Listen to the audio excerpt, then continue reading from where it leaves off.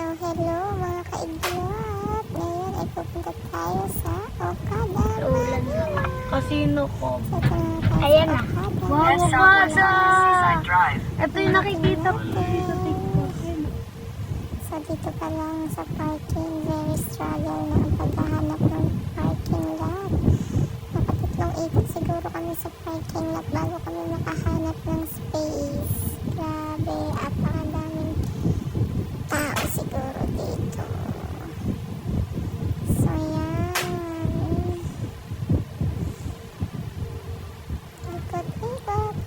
Ikot lang hanggang sa may makita kaming space. Sabi ko sa mga anak ko, ibablog ko to kasi dito pala sa parking ay very struggle na nga.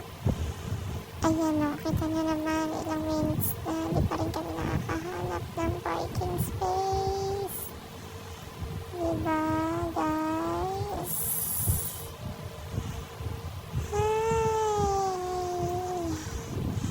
Then, ayan. Finally, makakakita na rin kami after ilang ikot sa parking lot. Oh my God. OMG.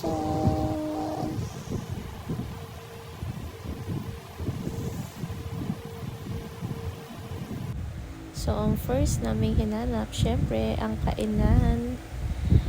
Naghanap kami, and then dito nga kami bumagsak sa Fiery Southern West Flaming Grill. So, ayan, pagkatapos namin kumain, nag-ikot-ikot kami.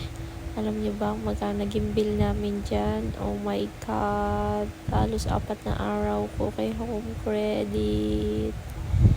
So, syempre, minsan lang naman kayo makatikim, kaya treat na namin ang sarili namin. At the same time, birthday din naman ni Iglot. Ayan. So, ikot-ikot muna kami. And, alam nyo ba, sa Okada, may 3 bagay lang na libre dito. So, number 1 is yung Wi-Fi, parking space, at saka yung fountain, yung dancing fountain nila sa gabi.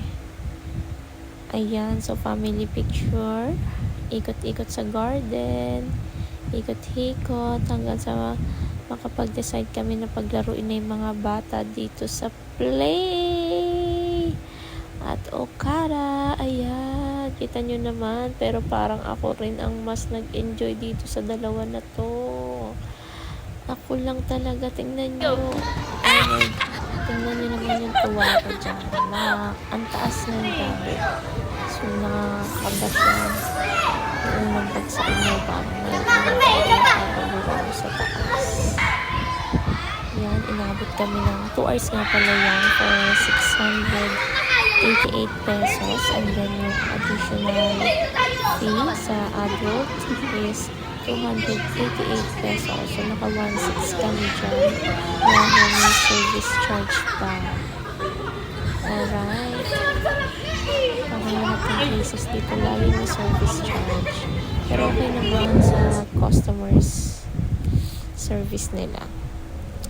Ayan, isa franc lang yan. Hindi yan mag-shoot si King King.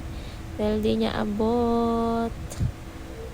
Magpalaki ka kasi King Kong.